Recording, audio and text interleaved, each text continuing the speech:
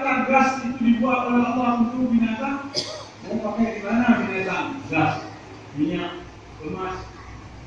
Kami kita pakai emas, kira-kira bagaimana rasanya? Balik rumah dah tahu belum? Pak kaki dah tahu belum? Bunyum. Atau yang bawa kuih, takut paul. Bukan itu mereka.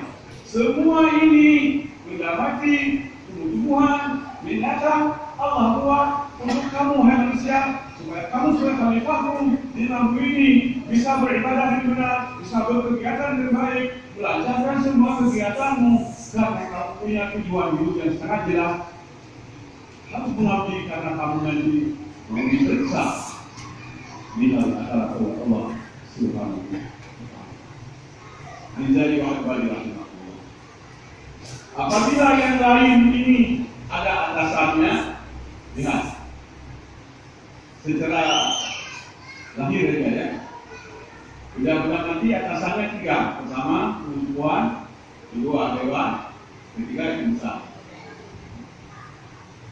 Tumbuh-tumbuhan atasannya 2, pertama dewan, kedua insan.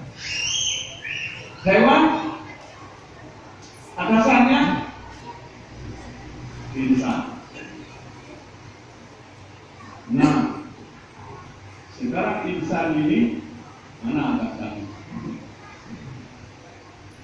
Apabila insan tidak tahu mengabdi kepada Tuhan, maka ia sama atau lebih rendah daripada binatang, sama atau lebih rendah daripada tumbuh-tumbuhan, sama atau lebih rendah daripada benda-benda mati.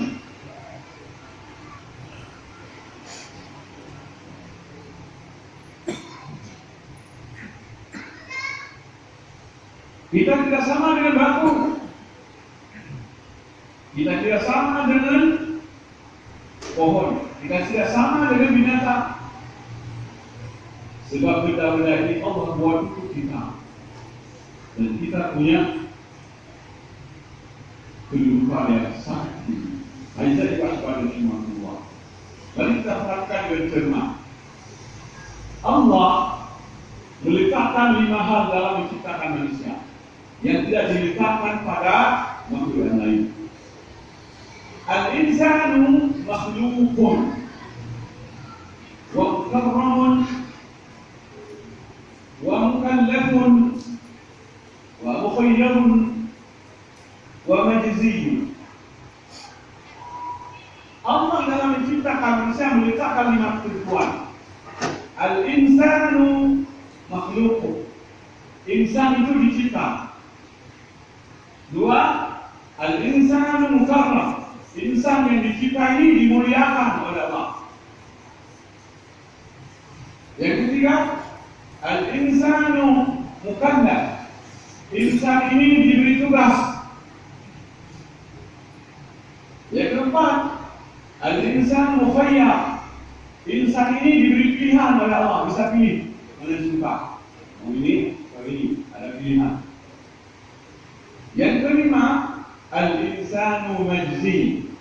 Majzi, jazaan jazin majzi. Insan ini akan diberi balasan. Dicipta, dimuliakan, diberi suka, diberi pilihan, dan diberi balasan.